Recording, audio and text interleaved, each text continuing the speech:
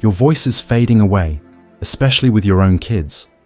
Like you're offering advice that just bounces off. Or maybe the closeness you used to share feels, well, distant. You're not alone. So many of us navigate this chapter of life feeling unseen, undervalued, even like a burden sometimes. But listen, what if I told you there's a way, a really powerful way, to not just get that respect back, but to rediscover a deep, unshakable sense of peace and joy within yourself? That's exactly what we're diving into today. We're going to explore 6 game-changing shifts in how you think and act. We're talking ancient wisdom, practical steps, and a real-life story of transformation. Miss these insights, and you risk staying stuck, feeling overlooked. Stick around till the end, because you're about to discover how to ignite respect and find incredible joy in this part of your journey, starting right now. Let's talk about Eleanor. For decades, her world revolved around her kids. She was the rock, the wise one, always there. But as they grew up, she noticed something shifting. Calls got shorter, filled with hurried promises that never quite materialized. Her suggestions, from parenting grandkids to career moves, were met with polite nods, then quietly ignored. At family gatherings, her stories seemed to blend into the background noise of younger voices. It wasn't that her kids were being deliberately mean. In fact, they probably didn't even realize the impact. But for Eleanor, each unanswered call, each dismissed idea, chipped away at her sense of worth. It felt like all her years of experience, her accumulated wisdom, were suddenly worthless. She had poured her heart and soul into raising them, and now it felt like her voice, her very presence, was fading away. One day, during a call with her daughter Susan, Eleanor felt particularly dismissed. Susan abruptly ended the conversation, saying she was busy and would talk later.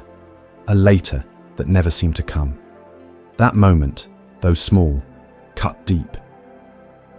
Eleanor replayed it in her mind, a knot of hurt tightening in her stomach.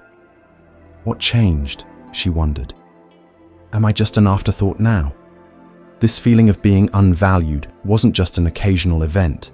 It permeated her days, casting a shadow on what should have been a time of relaxation and enjoyment. Eleanor felt stuck in a cycle of wanting connection but fearing rejection. Little did she know, this feeling of being unvalued was the starting point of a profound self-discovery.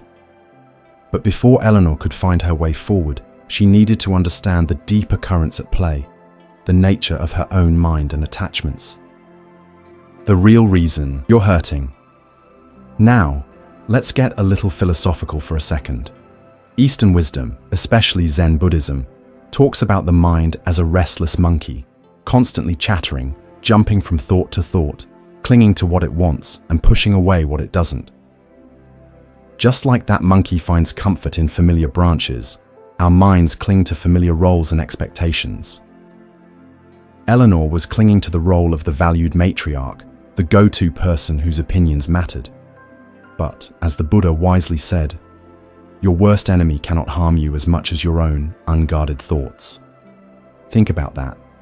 Eleanor's suffering wasn't just about her children's actions. It was about her own thoughts and interpretations of those actions.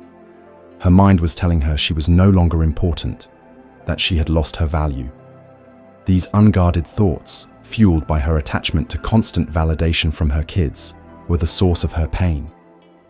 Furthermore, the Buddhist concept of anatta, or non-self, teaches us that a fixed, permanent identity is an illusion. Eleanor was attached to being the respected mother, the go-to person. When this perception was challenged, she suffered. Eastern wisdom suggests that by understanding the impermanent nature of all things, including our roles in life, we can detach from rigid expectations and find greater peace. Eleanor's experience of feeling unvalued is a universal one, rooted in the mind's tendency to grasp at fleeting circumstances. But as ancient teachings reveal, true strength isn't found in clinging, but in awareness and letting go. The first step on Eleanor's path to regaining respect would be a powerful shift in her own understanding. The abrupt end to Susan's phone call wasn't just a painful interaction. It became a catalyst for Eleanor. As she replayed the conversation in her mind, something shifted. She recalled snippets from an online talk she had half listened to. The idea that the more you chase their approval, the less they respect you resonated deeply. It was like a small seed of understanding had finally found fertile ground. Eleanor began to see a pattern: her constant efforts to please, her subtle hints for more attention, her anxiety over their infrequent calls. Could these very actions be pushing them further away? She realized that she had, perhaps inadvertently, placed her sense of worth entirely in their hands. Their validation had become her primary source of emotional sustenance, and the more she sought it, the more elusive it became. This was a profound and somewhat uncomfortable realization. It wasn't that her children were solely to blame. She had unknowingly contributed to this dynamic. This awareness, though initially painful, was the crucial turning point. It marked the moment Eleanor began to understand that the key to regaining respect might not lie in changing her children, but in changing herself. Understanding is only the beginning. The next step would require a fundamental shift in how Eleanor engaged with her children and her own life. Armed with this new awareness, Eleanor started to explore non-attachment, a cornerstone of Buddhist philosophy. It wasn't about loving her kids less, but about detaching from the need for a specific response. She started to reflect on the times she had offered advice, not out of genuine support, but out of a desire to feel needed and important. She saw how her subtle expectations of gratitude had often led to disappointment. Eleanor consciously started to shift her approach. When Mark mentioned a problem at work, instead of jumping in with solutions and feeling deflated when he didn't listen, she simply listened with empathy. She offered a gentle, "That sounds challenging," without any strings attached. Surprisingly, Mark seemed more open to talking, and later, he even asked for her opinion on a specific aspect. Eleanor realized that by releasing her attachment to him taking her advice, she had created space for genuine connection and made him more receptive to her input.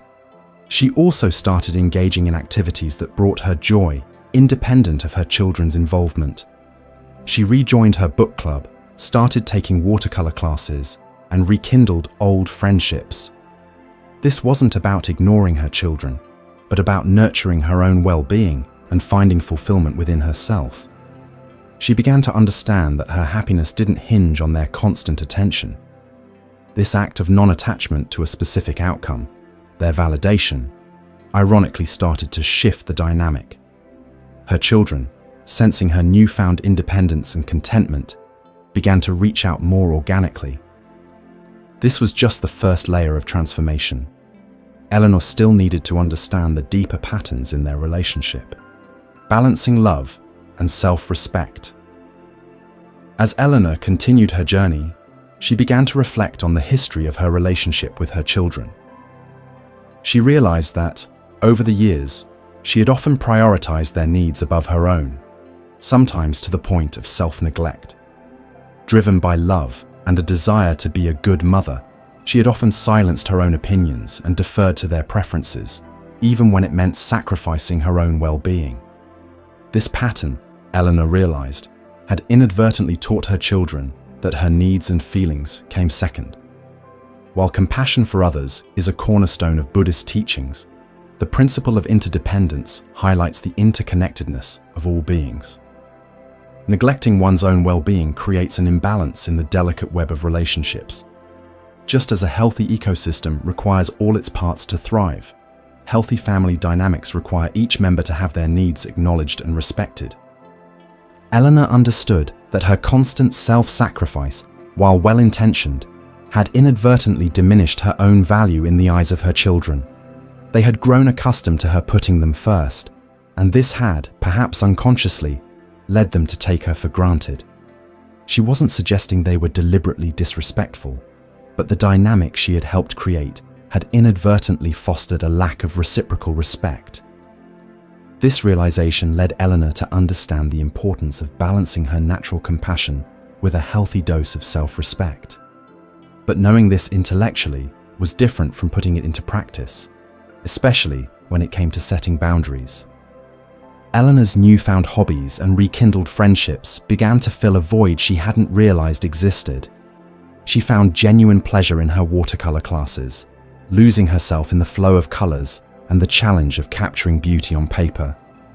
Her book club provided stimulating conversations and a sense of intellectual engagement that had been missing. She realized that she couldn't solely rely on her children for validation and emotional fulfillment. Their lives were busy, their priorities were different, and that was a natural part of life. This shift in focus aligned with the Buddhist understanding of impermanence, anicca. Everything in life is subject to change, including the dynamics of family relationships. Relying on external sources like her children's constant attention for lasting happiness was a recipe for disappointment. Eleanor started to understand that true and lasting peace comes from within. By cultivating her own interests and finding joy in her own life, she was building an inner refuge, a source of happiness that wasn't dependent on external circumstances.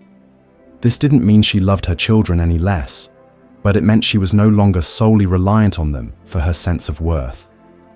As Eleanor nurtured her inner world, she noticed a subtle but significant change in how her children interacted with her. They seemed more interested in her activities, asking about her classes and book discussions. It was as if her own vibrancy had made her more engaging in their eyes. However, there was still work to be done, particularly in how Eleanor asserted her own needs and boundaries. A few weeks later, Eleanor's son David called with a last-minute request. He needed her to drive across town to pick up his dog from the vet because he had a sudden meeting. In the past, Eleanor would have immediately agreed, even if it inconvenienced her own plans. But this time, something was different. She paused, took a breath, and politely declined. She explained that she had an appointment she couldn't reschedule. This seemingly small act was a significant step for Eleanor. It wasn't about being unhelpful, but about recognizing and asserting the value of her own time. This action embodied the Buddhist principle of wise action. Setting healthy boundaries isn't about being selfish or creating conflict. It's about acting in a way that promotes well-being for yourself and, ultimately, for your relationships. It's often said, and it rings true, that people will treat you the way you allow them to. From a Buddhist perspective, wise action involves understanding cause and effect and acting in a way that leads to positive outcomes and reduces suffering, both her own and potentially her son's in the long run, by teaching him responsibility. By respecting her own boundaries, Eleanor was subtly teaching her son the importance of respecting others' limitations as well. Eleanor's firm yet kind refusal wasn't met with anger, as she had perhaps feared. Instead, David simply said, "Okay, Mom, I understand. I'll figure something else out." This positive response reinforced Eleanor's understanding that setting boundaries wasn't about creating distance, but about fostering healthier, more respectful interactions. She had begun to show her children, through her actions, that her time and her needs were valuable. But the transformation wasn't just about saying no, it also involved a shift in how she offered her support. How to help without feeling resentful. In the past, Eleanor's help often came with unspoken expectations. When Mark was struggling with a home repair, she would rush over and take over, often feeling resentful if her efforts weren't met with effusive gratitude, or if he didn't follow her exact instructions. She realized that her generosity sometimes stemmed from a need to feel needed, rather than a pure desire to help. Now, Eleanor began to practice detachment in her acts of giving. When Mark mentioned a similar problem, she offered guidance and suggestions, but refrained from immediately jumping in to fix it for him. She empowered him to find his own solutions, offering support if he genuinely needed it, but without the expectation of immediate appreciation or control over the outcome. This subtle shift had a profound impact. Mark felt more capable and respected, and Eleanor no longer felt drained or resentful. Her offers of help were now seen as genuine support, freely given without any hidden agenda. This change in how she gave also subtly shifted how her children perceived her. They no longer saw her as someone who would always drop everything to cater to their needs, but as a strong, independent individual who offered help out of genuine care. But the final piece of the puzzle lay in Eleanor fully embracing her own life and allowing that inner strength to radiate outwards. The secret to respect: letting go and living your best life. As Eleanor continued to invest in her own interests, nurture her friendships, and set healthy boundaries, something remarkable happened. She wasn't consciously trying to regain her children's respect. Her focus had shifted inward, towards cultivating her own happiness and well-being. She was no longer living for their calls or their approval. She had found a deep sense of purpose and joy in her own life. Ironically, this inner freedom and self-sufficiency made her more engaging and, yes, more respected by her children. They saw her vibrant energy, her enthusiasm for her hobbies, her strong sense of self. They started to seek her out, not out of obligation, but out of genuine interest in her life and her perspectives. They realized that their mother was not just someone who was always available to help them, but a fascinating individual with her own rich and fulfilling existence. Just like the lotus flower rises through the mud to bloom in beauty, Eleanor had navigated the challenges and found her own radiant bloom. The key wasn't to demand respect, but to embody it through living a life filled with purpose and joy. By focusing on her own inner peace and well-being, Eleanor had inadvertently created the space for genuine respect to flourish. This is the ultimate lesson. When you are truly content and secure within yourself, that strength naturally commands respect from those around you. Eleanor's journey reminds us that regaining respect isn't about manipulation or demanding attention. It's about understanding the dynamics at play, releasing our attachments, setting healthy boundaries, and most importantly, cultivating our own inner peace and fulfillment. So, where are you on this journey? Are you feeling that sting of disrespect? Or are you ready to embrace these powerful shifts? Start with one small step today. Maybe it's reflecting on your own attachments or identifying one boundary you need to set. Remember, just like Eleanor, your journey towards regaining respect and finding inner peace is a process. Be patient with yourself and celebrate every step forward.